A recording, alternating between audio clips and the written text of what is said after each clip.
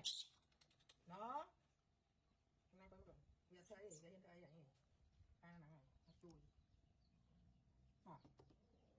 còn đi mau cái này tết nào nó cái này nè